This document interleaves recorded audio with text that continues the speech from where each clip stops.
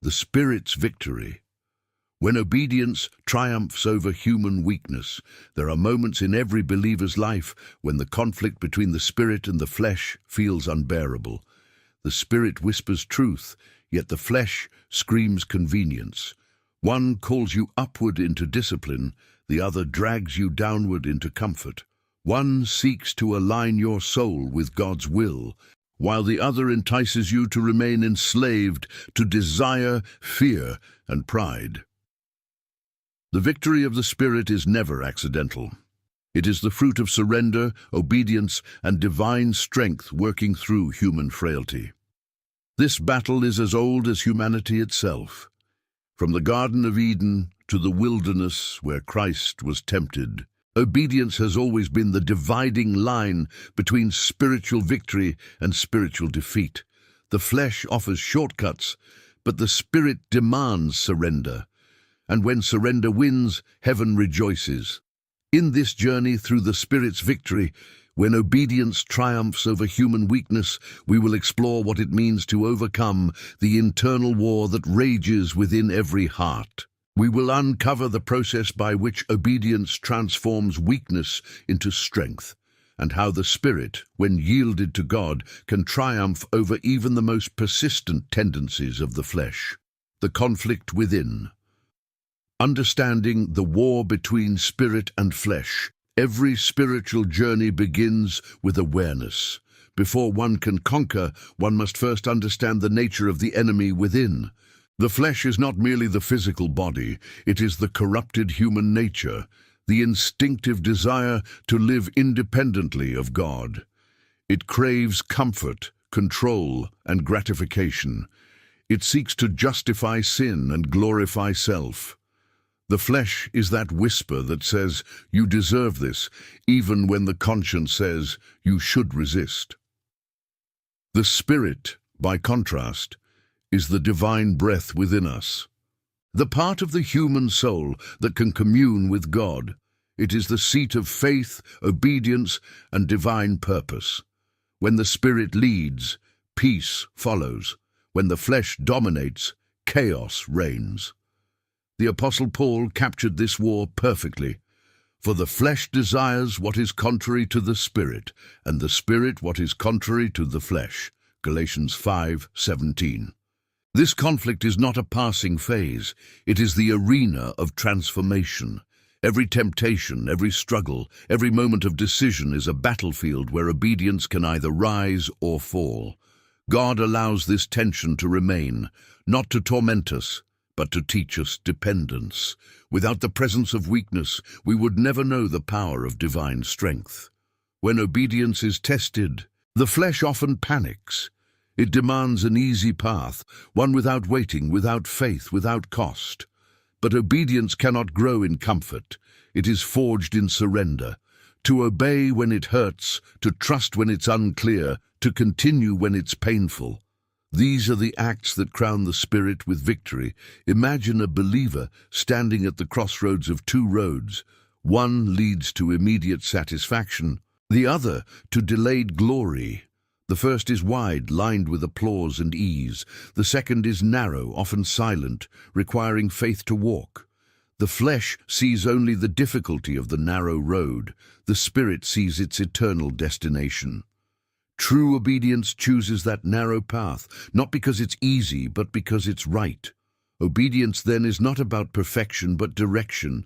It's about whose voice you choose to follow when both are speaking. The flesh says, "Do what feels good." The Spirit says, "Do what is good." The flesh says, "You deserve better." The Spirit says, "You were made for higher." And when you choose the Spirit's voice, even trembling, heaven recognizes your faith as victory. But make no mistake, this battle is daily. You don't conquer the flesh once. You crucify it continually. Jesus said, "If anyone would come after me, let him deny himself and take up his cross daily." Luke 9:23. The cross represents the death of the old nature, the death of pride, lust, envy, resentment, and fear. To carry it daily is to declare that the Spirit will rule where the flesh once reigned. The victory of the Spirit is not always visible to others. It happens in private decisions, silent prayers, unseen tears. It happens when you forgive instead of retaliate, when you choose purity instead of indulgence, when you trust instead of complain. These invisible acts of obedience are the foundation of visible transformation. In the end, the victory of the Spirit is not achieved by human strength, but by divine grace. As Paul wrote, "When I am weak, then I am strong." 2 Corinthians 12:10. God does not remove weakness. He redeems it. He turns it into the soil where obedience grows. The very places where the flesh once ruled become the very altars where the Spirit learns to worship. To win this inner war, you must learn to recognize the voice of the flesh, reject its reasoning, and rest in the Spirit's truth. This is not about suppressing desire, but redirecting it, teaching your heart to desire what heaven desires. For obedience is not a cage, it's a key. It unlocks peace, clarity, and divine favor. When the Spirit wins, your life aligns with heaven's rhythm. You begin to hear God more clearly, to walk more steadily, to love more purely. You become the person you were always meant to be, one who reflects the divine image, not the fallen impulse. And in every battle you face, no matter how fierce, remember this: victory does not come from trying harder, but from surrendering deeper. The Spirit wins not by power, but by yielding. When you learn to obey despite weakness, your weakness becomes the stage for God's strength. And that is where the Spirit's victory truly begins. If this message has touched your heart, remember to subscribe to the channel, so that together we can keep walking this narrow path toward the Spirit's victory, where obedience always triumphs over human weakness. The cost of obedience. When the Spirit walks through fire, obedience is not born in comfort, but in fire. It is tested not when life is easy, but when the command of God cuts across the desires of the flesh. The flesh pleads for compromise, for delay, for excuses, but the Spirit whispers, "Trust Him." Every true act of obedience carries a cost, and it is that cost that shapes character, burns away pride, and refines the soul into something God can use. The Spirit's victory is not a sudden event. It is a lifelong journey through surrender. The path of obedience is narrow, steep, and often lonely, yet it leads to a kind of peace that cannot be understood by those who have never carried their own cross. To obey God is to agree to be misunderstood by the world, and sometimes even by yourself. The mind will argue, the emotions will resist, and the heart will ache. But in that inner turmoil lies the transformation God is after. When He calls, He rarely explains everything at once. He asks for trust first, understanding later. This is what makes obedience sacred. It demands faith beyond sight. Abraham walked into the unknown when God told him to leave his land. Moses returned to Egypt, the very place of his shame. Mary said yes to a divine plan that would make her the target of gossip and judgment. Obedience cost them comfort, reputation, and safety, but it gave them something far greater: the presence of God walking beside them. The flesh fears loss because it cannot see gain beyond the immediate. It calculates, measures, and negotiates with God, as if He were a business partner rather than the Creator. But obedience cannot be conditional. It must be complete. Partial obedience is still disobedience. When the heart says, "I will follow you," but not there, the Spirit is still under the control of the flesh. God's commands often seem unreasonable to those who love control. He tells you to forgive someone who has never apologized. He asks you to give when you're in need. He asks you to wait when everything in you screams to act. Each command defies human logic because divine wisdom is not bound by human reasoning. The flesh demands understanding before obedience. The Spirit obeys even when understanding is absent. Every person who walks in true obedience faces their own Gethsemane, a place where the will of God and the will of man collide. Even Jesus, in his humanity, felt the weight of obedience pressing upon his soul. "Father, if you are willing, take this cup from me, yet not my will, but yours be done." That sentence is the essence of spiritual victory. It reveals that obedience is not a feeling, but a decision. It is not about the absence of fear, but the presence of surrender. Christ's greatest victory did not occur when the stone rolled away from the tomb, but when he said yes to the Father in the darkness of the garden. When the Spirit chooses obedience, the flesh feels crucified. Every act of obedience requires a kind of death, the death of pride, the death of comfort, the death of control. And yet, from that death springs resurrection. Every time you obey despite fear, something within you dies, but something far stronger is born. This is why the enemy of your soul fights obedience so violently. He knows that once you learn to obey God, no matter the cost, you become unstoppable. Temptation loses its grip because the Spirit has learned to say, "Not my will, but yours." There is a moment in every believer's life when God asks for something that feels too precious to release. It may be a dream, a relationship, a habit, or even an identity.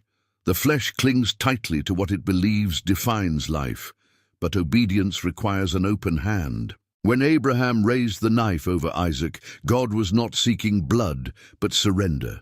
He was revealing to Abraham the true posture of faith, trusting that God is still good, even when obedience hurts. The altar of obedience is not a place of loss, it is a place of exchange.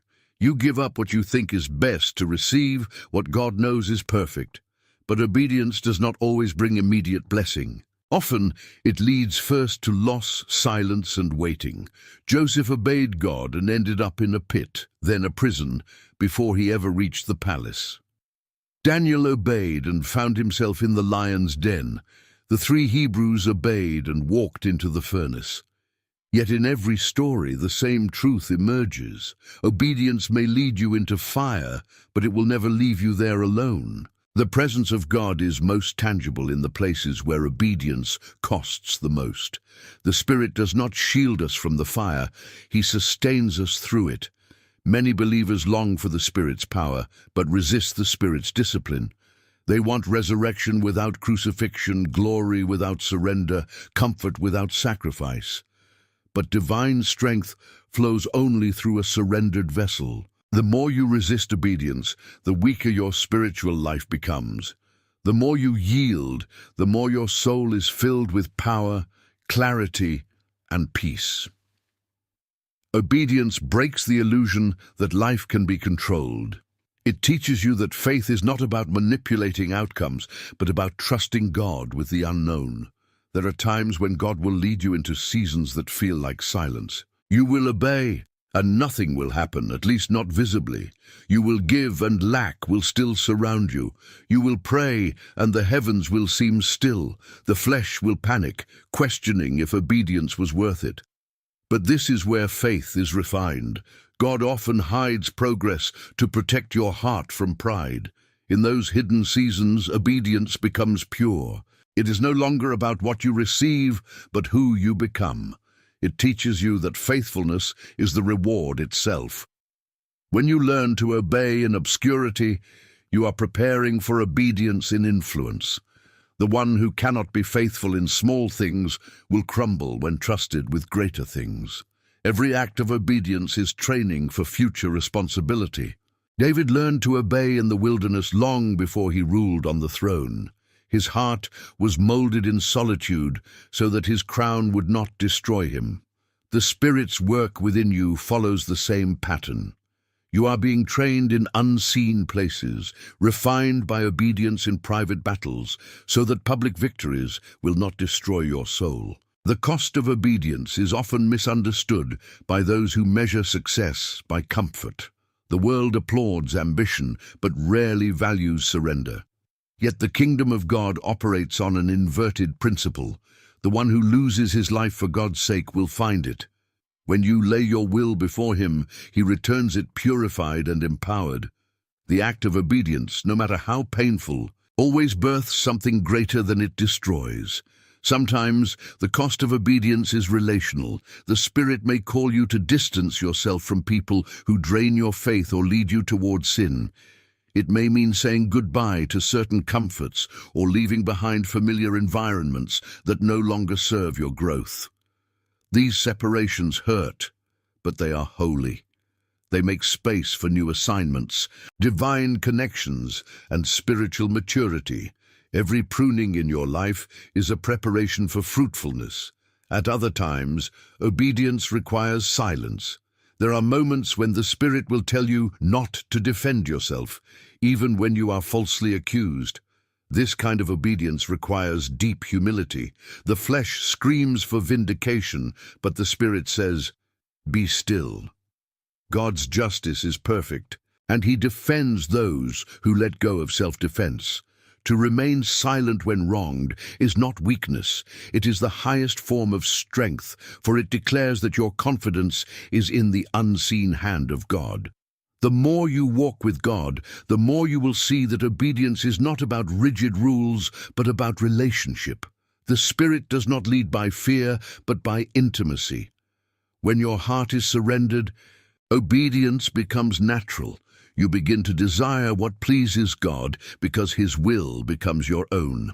This is the transformation that obedience creates. It rewires your desires, redefines your values, and reshapes your identity until you find joy in what once felt like sacrifice. But to reach this level of surrender, you must confront your fears. The flesh fears what it cannot control. Rejection, uncertainty, loss. Obedience dismantles those fears by proving that God is trustworthy. Every time you obey and survive the outcome, your confidence in Him deepens. You realize that obedience never destroys you, it refines you.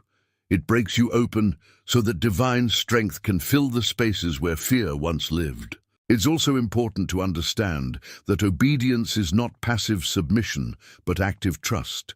It requires courage to follow God into unknown territory. Faith is not blind. It sees further than sight allows. When you obey, you are declaring that God's word is more real than your circumstances.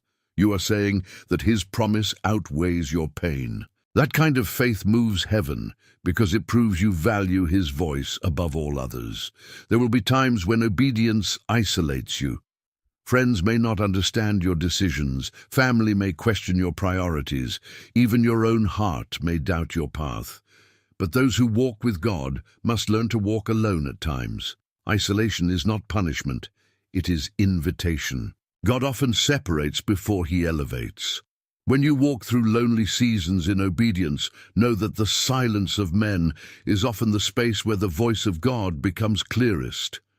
As you grow in obedience, you begin to see that what you once feared losing was never meant to hold you. The Spirit replaces your attachments with alignment. You stop chasing outcomes and start resting in God's presence. This is the paradox of obedience. The more you surrender, the freer you become. The flesh promises freedom through indulgence, but it leads to bondage.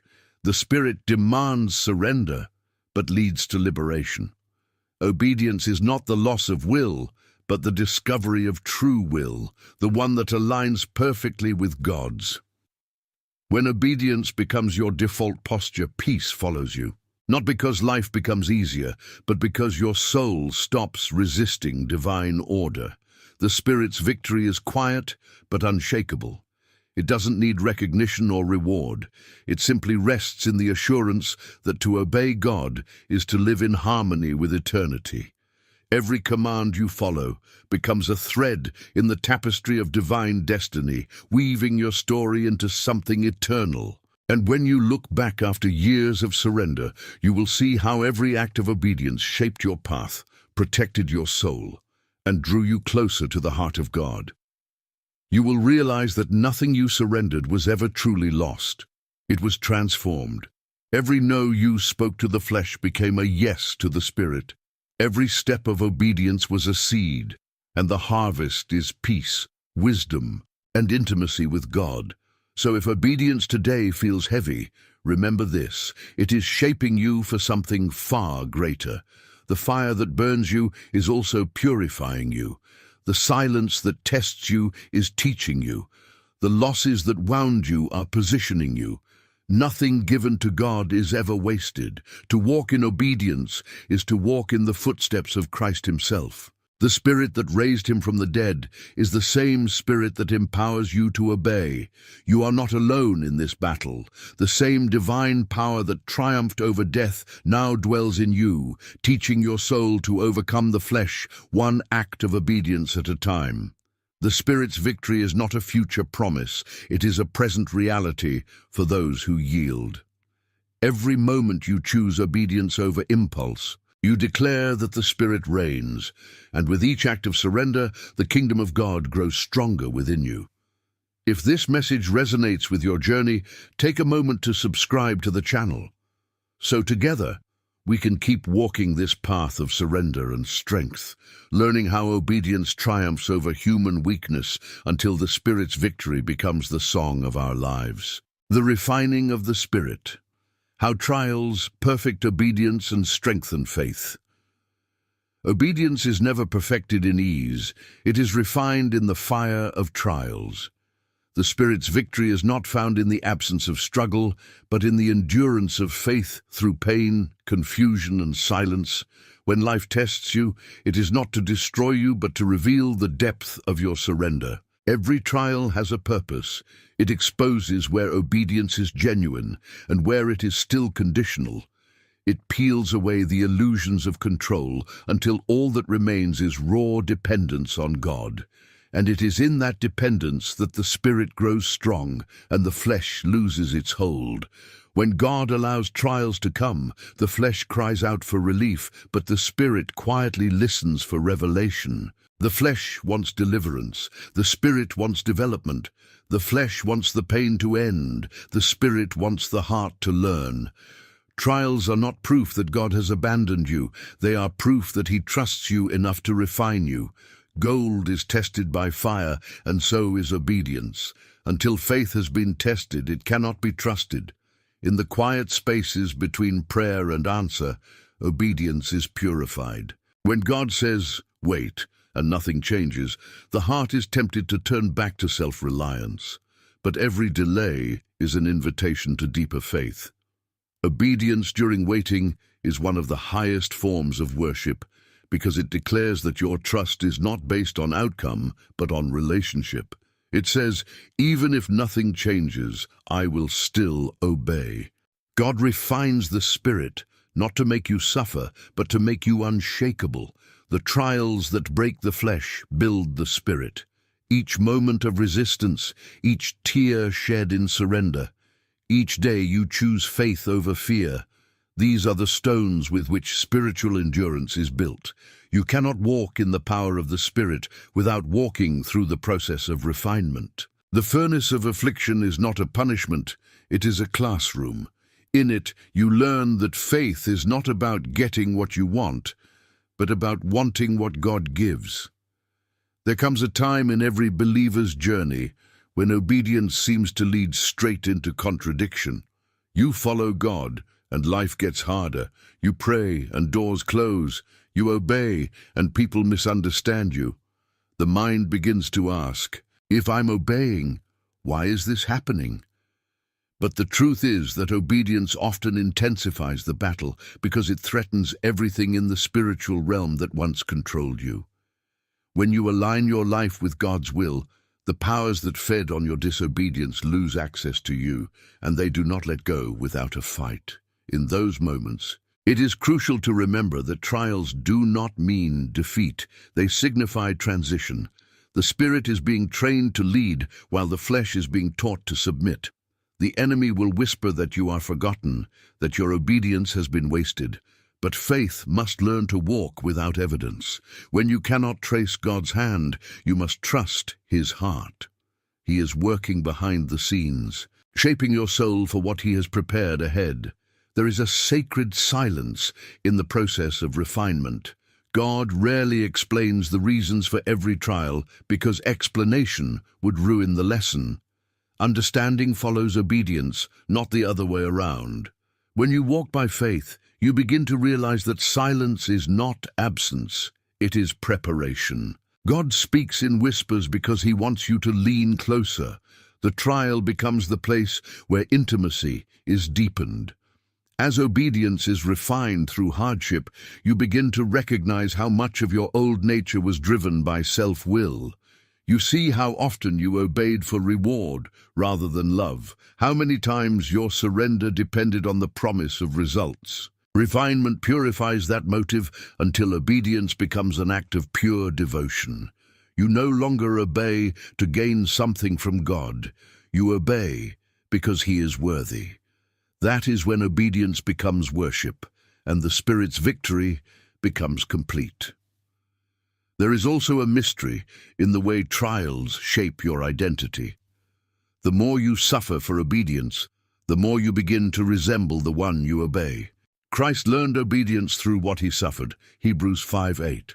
He who was perfect still submitted himself to the process, showing us that true spiritual maturity cannot exist without surrender through pain. Every cross you carry draws you closer to his likeness. When you choose obedience in suffering, you become a living reflection of the crucified and resurrected Christ. The refining process also separates those who follow God for blessings from those who follow him for love. Many begin with zeal, but when the fire grows hot, they retreat. The spirit that endures is one that has learned that faith is not a contract. It is a covenant. A contract demands benefits, a covenant gives loyalty. Trials reveal whether your heart has entered covenant love with God. Where obedience is not transactional but relational, when your spirit is refined, obedience stops feeling like loss and begins to feel like alignment. You no longer fight God's will, you flow with it. The very places that once felt like prisons become sanctuaries of presence. You find rest, even in storms, because you no longer measure peace by circumstances, but by connection. The Spirit teaches you that real peace is not the absence of conflict, but the assurance of companionship. The refining of obedience also dismantles pride. As long as you believe you can control life, pride rules your decisions. But trials humble you. They remind you of your fragility and your constant need for grace. Pride resists dependence. Humility embraces it. And humility is the soil in which the Spirit's power grows. The weaker you feel, the stronger God becomes within you. He cannot fill a vessel that is already full of self. Sometimes refinement comes through repeated failures. You fall, you repent, you rise again. Each time the flesh loses a bit more of its dominance. The Spirit teaches through repetition because every fall reveals a deeper layer of self that still resists surrender. Do not despise those cycles. They are holy ground. Even Peter's denial became the stage for his transformation. Through failure, he learned that obedience requires not perfection, but perseverance. Refinement also teaches discernment. When the Spirit matures through trials, you begin to recognize the subtle tactics of the flesh, the way it disguises rebellion as logic, hesitation as caution, and pride as self-respect. You learn to hear the still, small voice of the Spirit beneath the noise of emotion, and that awareness becomes your defense against future deception. The Spirit's victory is not only about conquering temptation, but also about recognizing it before it grows. During refinement, you will encounter divine delays that stretch your faith. These delays are not denials. They are divine timing, shaping your readiness. What looks like waiting is actually preparation. God withholds certain blessings until obedience has shaped your heart enough to handle them. If he gave them too early, they would destroy you. Maturity is proven not by what you receive, but by how you wait. As you pass through these seasons, something remarkable happens. Your prayers begin to change. You stop asking for God to remove the fire and start asking for him to refine you through it. You begin to see pain as purpose, loss as invitation, silence as training. This is the evidence of a spirit that has been refined. You no longer fear what obedience costs because you have tasted what disobedience costs more. The peace that follows surrender far outweighs the pain that precedes it. Refinement also births resilience. The believer who has been through fire cannot be easily shaken. The enemy may attack, but your faith no longer collapses at the first sign of hardship.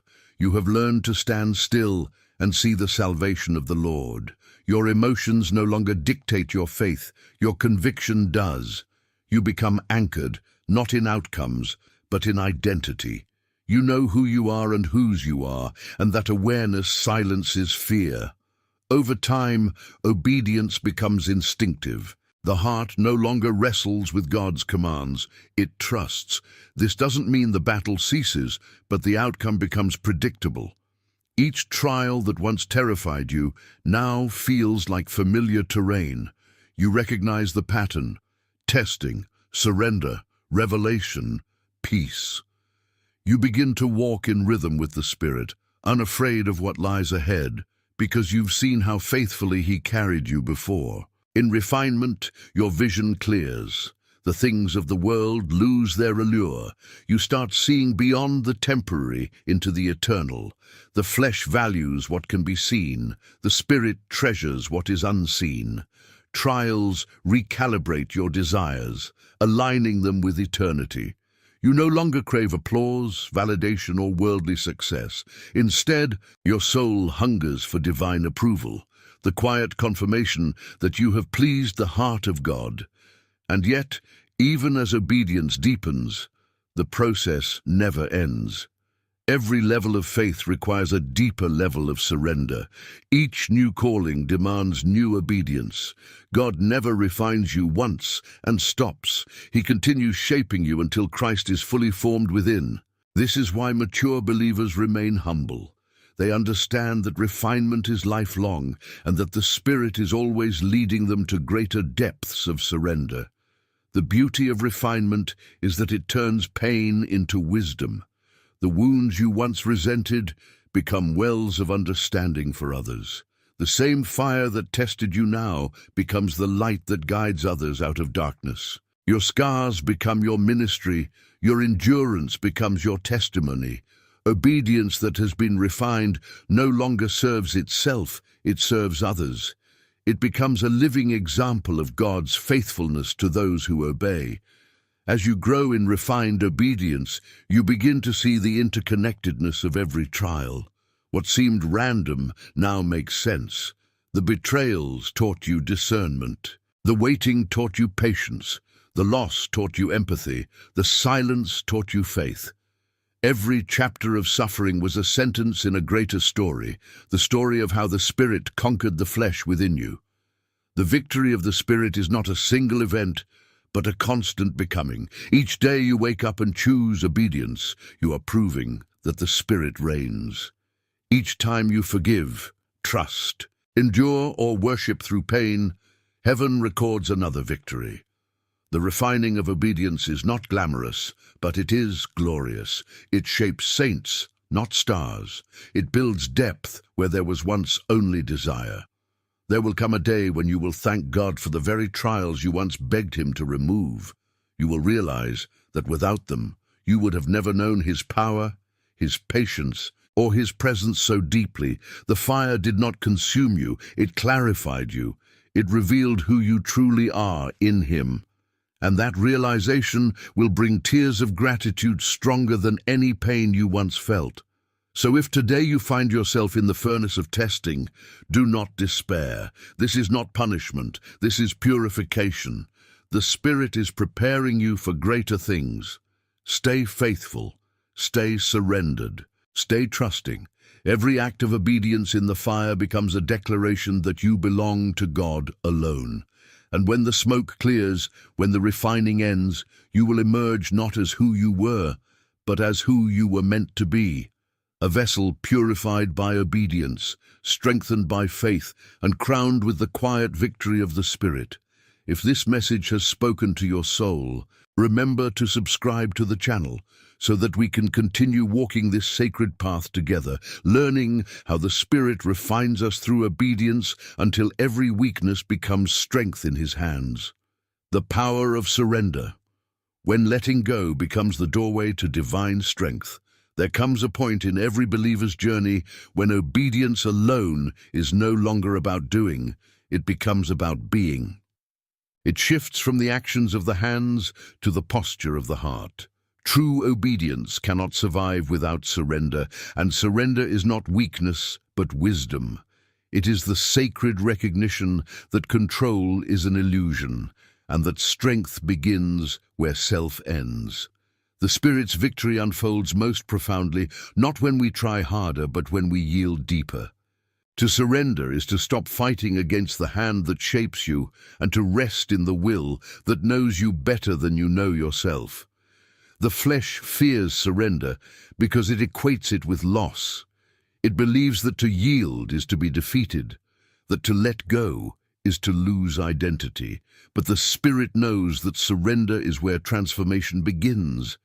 Everything God gives is born out of surrender.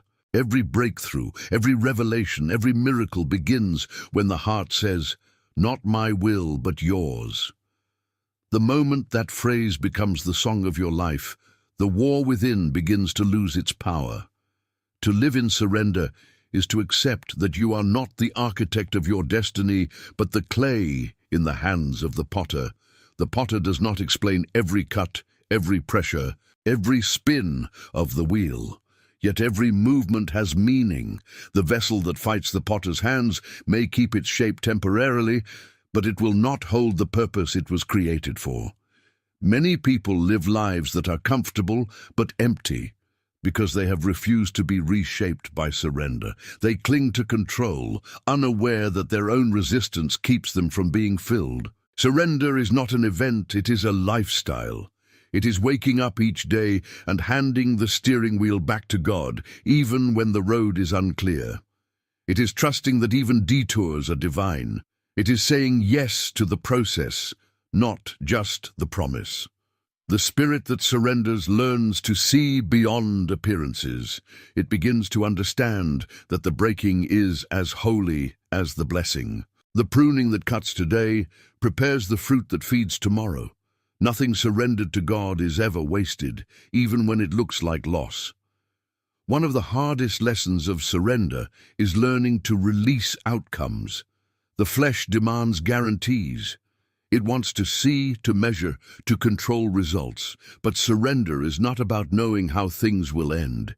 It is about trusting who holds the ending. Faith without surrender is still partial obedience. It says, "I trust you, God, as long as things go my way."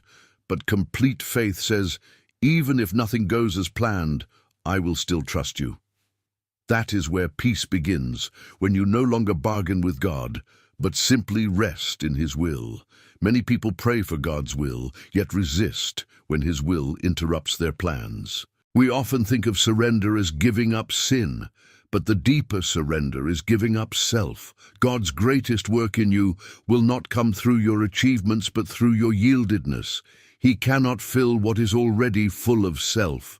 He cannot lead what refuses to follow. The Spirit's power flows only through vessels that are emptied of pride, fear, and control. To surrender is not to be passive. It is the most active form of trust. It is to say, "I choose to believe even when nothing makes sense." It is to continue walking even when the light fades. Surrender is not a moment of weakness. It is the choice to rest in divine wisdom rather than your own understanding. Proverbs says, "Trust in the Lord with all your heart and lean not on your own understanding." To lean not is to surrender the right to define your journey. It means accepting that God sees what you cannot, and that His plan, though mysterious, is perfect. The Spirit teaches surrender through situations that defy human strength. You will be placed in positions where effort fails and understanding crumbles. This is not cruelty, it is mercy. It is God's way of removing every false foundation so that you may learn to stand only on Him. when your plans fall apart, when your prayers seem unanswered, when your strength runs out, that is when surrender becomes real. You discover that obedience without surrender is performance, but obedience born from surrender is worship. In surrender, time itself becomes a servant of grace. The flesh grows restless when waiting, but the surrendered soul understands that waiting is not wasted, it is shaping. God delays not because he is indifferent, but because he is precise. What he withholds today, he perfects for tomorrow. Every delay refines your motives. Every closed door guards your destiny. The surrendered heart no longer demands immediate results because it has learned that the process is part of the promise. There is a sacred paradox in surrender. You lose to win. You die to live. You let go to receive. The world cannot understand this because it lives by control. But the Spirit reveals that the only true power is in yielding. The one who clings to control loses peace, while the one who releases it gains divine strength. Jesus said, "Whoever wants to save his life will lose it, but whoever loses his life for my sake will find it." That is not a poetic metaphor. It is the blueprint of spiritual victory. Surrender teaches you to live lightly. When you stop clutching what you cannot keep, your hands become free to receive what truly matters. You stop fighting seasons that are meant to end. You stop fearing the future because you trust the one who already inhabits it. Anxiety begins to fade because peace replaces control. Fear begins to dissolve because faith fills the space where doubt once lived. The power of surrender is not in resignation, but in transformation. The one who surrenders does not stop caring. They start trusting. They stop trying to make everything happen by force and begin allowing God to bring things in his time. The Spirit works most freely in the life of a person who has stopped striving. That person becomes like a river, flowing effortlessly in the direction of divine purpose. There is a strength that only surrender can give. When you stop depending on yourself, you start tapping into divine power. Human effort can move stones, but surrender can move mountains. Surrender opens the door for miracles because it removes the barrier of self-will. God resists the proud, but gives grace to the humble, and humility is the essence of surrender. The surrendered life is not free from storms, but it is free from panic. The waves may rise, but the heart remains anchored. You no longer ask, "Why is this happening to me?" Instead you ask, "What are you teaching me through this?" That shift of perspective transforms suffering into strength. The storm no longer defines you, it refines you. The surrendered heart can sleep in the boat while the storm rages because it knows that Jesus is present even in silence. To live surrendered is to stop fighting against divine interruptions. Every interruption is a disguised invitation. The door that closes, the opportunity that fades, the relationship that ends. All these are instruments in God's symphony of shaping. The Spirit uses loss to reveal loyalty, disappointment to deepen dependence, and failure to free you from false identity. When you surrender, you no longer interpret pain as punishment, but as preparation. One of the hardest areas to surrender is control over people. The flesh wants to fix, to change, to rescue, but surrender means recognizing that you are not the Savior. Only God is. When you let go of others and entrust them to Him, peace enters where worry once ruled. You learn to intercede instead of interfere. You stop carrying burdens that were never yours to bear.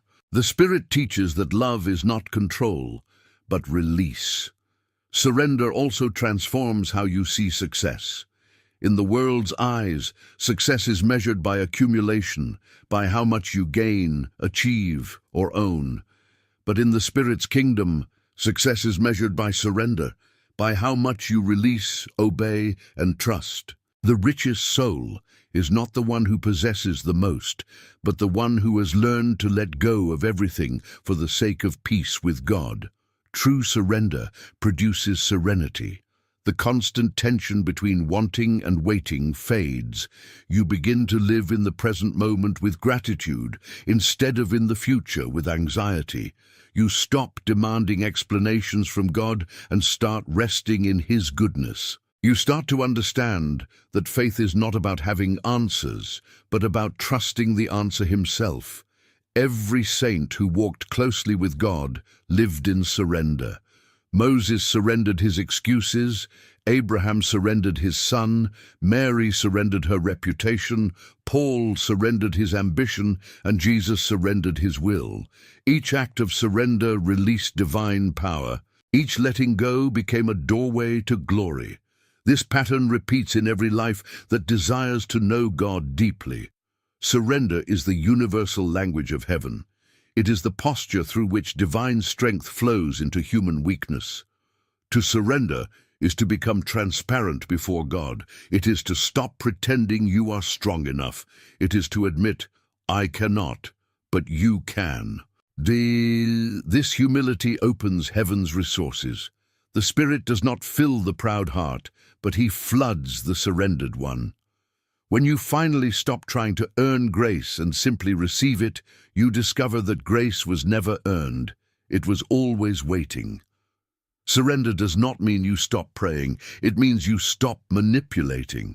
Your prayers change from "God, make this happen" to "God, make me faithful no matter what happens." You no longer use prayer as a tool to control outcomes, but as a space to align your heart with His. And when that alignment occurs, even unanswered prayers become sacred. You realize that God's no is often His greatest mercy. As surrender deepens, your life begins to carry a quiet authority. People sense peace in you that cannot be explained. You become unshakable, not because nothing affects you, but because nothing separates you from trust. You begin to move through life with holy detachment, not coldness, but clarity. You engage with the world without being entangled by it. You love without clinging, give without expecting, serve without striving. This is the fruit of surrender, a life that breathes peace. There will be moments when God will ask for complete surrender without reason. He may call you to leave something you love or walk away from something that seems right. The flesh will protest, demanding clarity, but the Spirit whispers, trust. Later, you will look back and see the wisdom of His ways. What He asked you to release was never meant to destroy you. It was meant to direct you. When the heart truly surrenders, obedience becomes effortless. You stop wrestling with God because you have learned that His will is not against you, it is for you. The surrendered soul no longer sees commands as burdens, but as invitations to freedom. You obey not out of fear, but out of love. You trust not because life is easy, but because God is faithful. Surrender also transforms how you see others. You stop comparing journeys because you understand that everyone's surrender looks different. What God requires of one, He may not require of another. The surrendered heart does not compete, it cooperates. It rejoices in others' blessings without envy and endures its trials without resentment. It no longer asks, "Why me?" but instead says, "Use me." Over time, surrender becomes your resting place. You no longer chase what you once chased because you have found what your soul truly needed, union with God. The noise of striving fades, the hunger for approval quiets. You begin to live from a place of divine rest.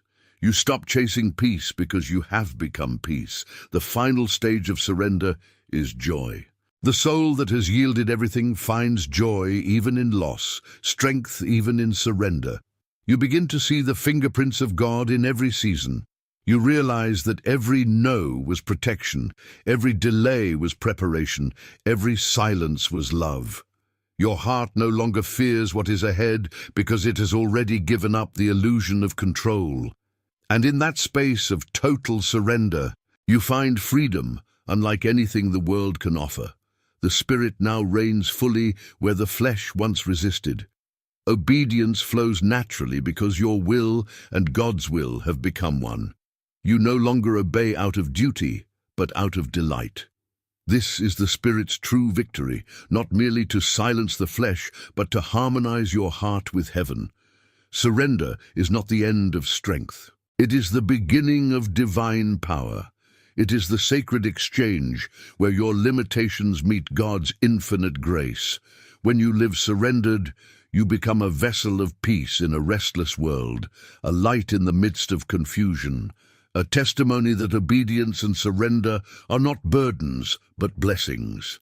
If this message has awakened something within your heart, take a moment to subscribe to the channel so that together we can keep walking this path of spiritual surrender, learning how letting go opens the door to divine strength and eternal peace.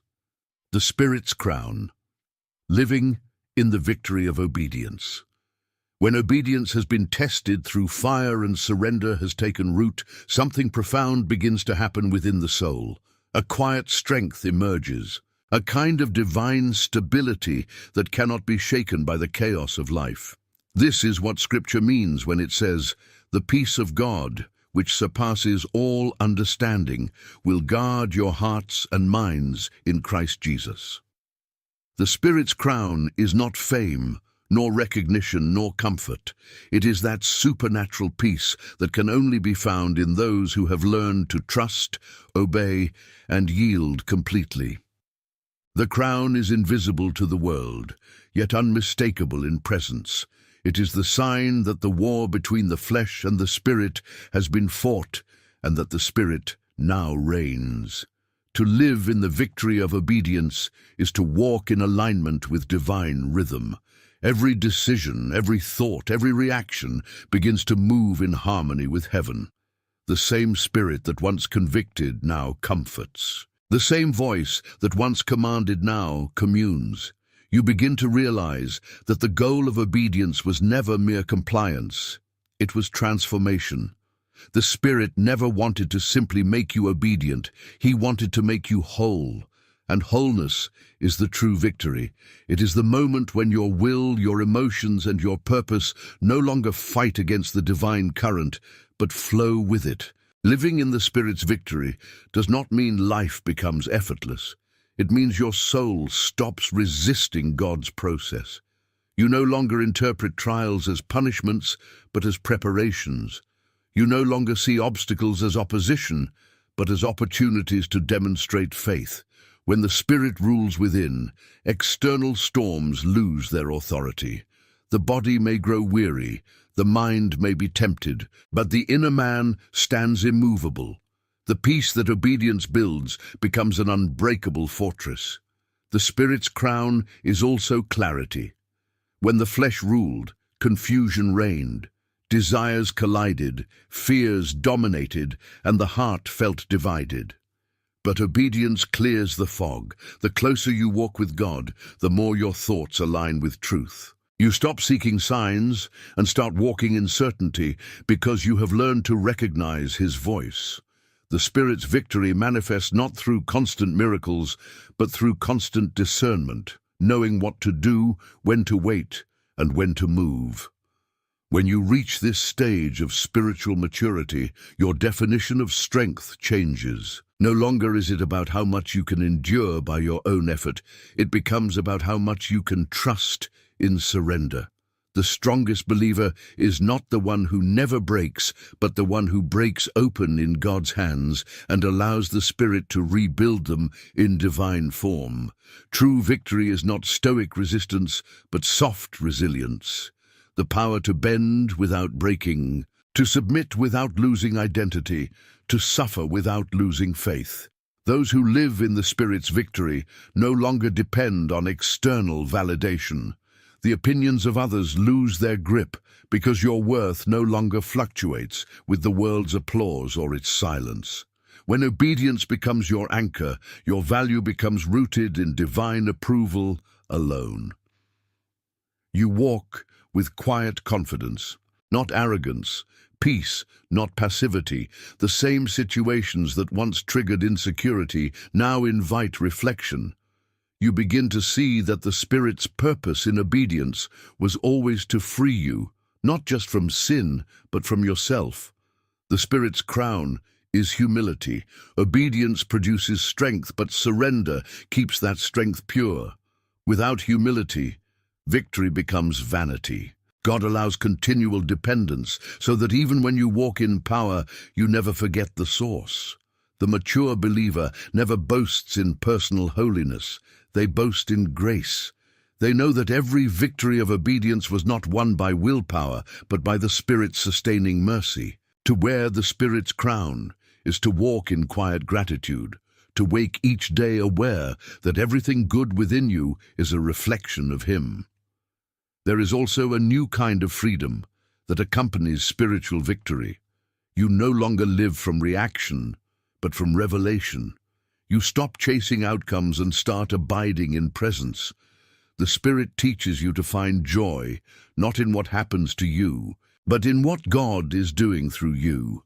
Your peace is no longer tied to external success, but to internal alignment. You could lose everything and still not lose yourself, because your identity is no longer anchored to circumstance, but to communion.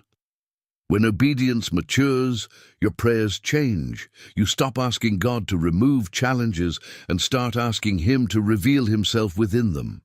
You begin to pray not for an easier life, but for a stronger faith. The Spirit's victory is not in escaping hardship, but in enduring it with grace. When the flesh ruled, pain felt meaningless. When the Spirit reigns, pain becomes sacred, a teacher, a purifier, a doorway to greater intimacy. The Spirit's crown also brings wisdom. Obedience sharpens perception, teaching you how to see beyond appearances. You begin to discern divine timing, to recognize when to act and when to rest. You no longer force doors to open. You wait for the ones that God Himself unlocks. This patience is not laziness. It is spiritual maturity. It is the understanding that rushing ahead of God always leads to delay, while walking with Him always leads to destiny. In the victory of obedience, fear loses its hold. You still feel it, but it no longer rules your actions. The same Spirit that once called you to surrender now fills you with courage. You understand that fear is not an enemy to fight, but a signal to trust deeper. The Spirit transforms fear into faith by showing you that the unknown is not a threat when God is already there. Every time you obey in fear, faith grows stronger until one day fear's voice becomes faint and powerless. Those who live in the Spirit's victory also discover the beauty of simplicity. The world complicates life with constant noise, desires, comparisons, ambitions, but the Spirit simplifies it into one word: obedience. Life becomes clear when you live for one thing: to please God. Every decision flows from that singular devotion. The need to impress, to justify, to prove disappears. You start to live as Jesus lived, quietly, intentionally, faithfully. This simplicity brings rest to the soul and clarity to the mind. The Spirit's victory is not loud, it is serene. It doesn't manifest in grand gestures, but in consistent peace. You begin to measure success not by what you accomplish, but by how closely your heart stays aligned with God's. You no longer crave recognition because you have found fulfillment in being known by Him. Your life becomes a living testimony that obedience is not a chain but a crown, not a burden but a blessing. Yet this victory is not without ongoing vigilance. The flesh never stops whispering. Even when subdued, it waits for moments of weakness to reassert itself. The Spirit's victory requires constant awareness, not fear, but humility. Every day you must choose alignment. Every morning the cross must be lifted again. This daily discipline is not bondage, it is the rhythm of freedom. You obey not out of compulsion, but out of love, because the Spirit has taught you that love is the highest form of obedience. When obedience becomes rooted in love, everything changes. You no longer see God as a distant ruler demanding submission, but as a loving Father guiding you into fullness. The commands that once felt heavy now feel holy. You realize that every no He ever spoke was a protection, and every wait was a preparation. This awareness transforms obedience from duty into delight. The Spirit's crown is joy, not the fleeting happiness of circumstance, but the enduring joy of communion. This joy gives birth to stability. You begin to walk through life with the calm assurance that nothing can separate you from God's love.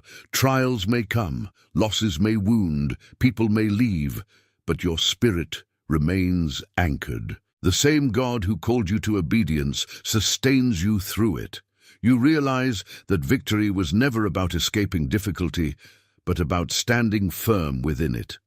The Spirit's victory also transforms your relationships. You love differently. You forgive quickly. You no longer hold grudges because the Spirit has taught you that unforgiveness is just another form of bondage. You love others not because they deserve it, but because God loved you first. This kind of love disarms offense and replaces bitterness with compassion. It is not naive, it is divine. It sees beyond flaws and focuses on redemption. When obedience reigns, love flows freely, because obedience and love are two sides of the same coin. The fruit of the Spirit becomes visible in every part of your life. Love, joy, peace, patience, kindness, goodness, faithfulness, gentleness, self-control. These are not achievements to display, but evidences of surrender. You cannot manufacture them. They grow naturally from a life rooted in obedience. Each fruit represents a victory over the flesh, a testimony of transformation. The more the Spirit reigns, the more these fruits ripen, until your presence itself becomes a reflection of divine grace. Living in the Spirit's victory also means embracing the calling that obedience reveals. Every act of surrender opens a door to purpose. You begin to see how each trial prepared you for what you are now able to carry. The pain you endured becomes the platform for your ministry. The wounds that once shamed you become the wisdom that heals others. You realize that obedience was not only about personal holiness, but about divine usefulness. God refines you so He can release you, not for your glory, but for His. The mature believer no longer asks, "What do I want to do for God?" but "What does God want to do through me?" That shift from self-initiative to divine partnership is the essence of spiritual maturity. You stop striving to make things happen and start allowing the Spirit to move through you. This is not laziness. It is alignment. You become a vessel through which heaven touches earth, not because you are special, but because you are surrendered. There will still be battles, moments when the flesh tries to rise again, when discouragement whispers, when temptation lurks. But the difference is that you no longer face them from a place of defeat. You fight from victory, not for it. You already know who reigns within you. The same Spirit that once called you to obedience now empowers you to maintain it. Every battle becomes another opportunity to reaffirm the victory already won. As you walk deeper in this divine rhythm, gratitude becomes the language of your soul. You stop begging and start thanking. You look back and see the wisdom in every wound, the mercy in every correction, the grace in every delay. You realize that obedience was not the end of your freedom, but the beginning of it. What once felt like loss now feels like liberation. The Spirit's victory turns every scar into a story, every failure into formation, every tear into testimony. Eventually, the one who has walked this path of obedience begins to live in constant awareness of God's presence. You start to see Him in everything, in the sunrise, in the silence, in the small blessings you once overlooked. Life no longer feels divided between sacred and secular, because all of it has become sacred. Your work, your rest, your conversations all flow from the Spirit's rhythm. This is what Jesus meant when He said, "Abide in me." To abide is to remain, to stay rooted, to stay responsive, to stay surrendered. The Spirit's crown is not earned, it is revealed. It shines through the life of one who has learned to let God be God. You no longer carry the weight of trying to hold everything together because you know who holds you. You no longer measure success by outcomes, but by obedience. You no longer fear tomorrow because you have met the one who already stands there. This is the true victory, not a moment of triumph, but a state of being. The Spirit's victory is the quiet transformation of a life that once resisted and now rejoices, that once feared and now trusts, that once doubted and now rests. It is the crown that cannot be taken because it is not worn on the head, but written on the heart. And when your journey on earth ends, and you stand before the one you obeyed, you will not boast of your strength, your wisdom, or your endurance. You will simply fall before him in awe, knowing that every step, every surrender, every act of obedience was his grace working through you. He will look at you with eyes of eternal love and say the words that every surrendered soul longs to hear. Well done, good and faithful servant. Enter into the joy of your Lord. That is the Spirit's crown, eternal communion, perfect peace, everlasting joy. And it begins here now, in every decision of obedience, in every act of surrender, in every moment you choose his will over your own. If this message has moved your heart, take a moment to subscribe to the channel so we can continue growing together in the Spirit's light, learning how daily obedience leads us to eternal victory, where the soul wears the crown of peace and the flesh is forever silenced.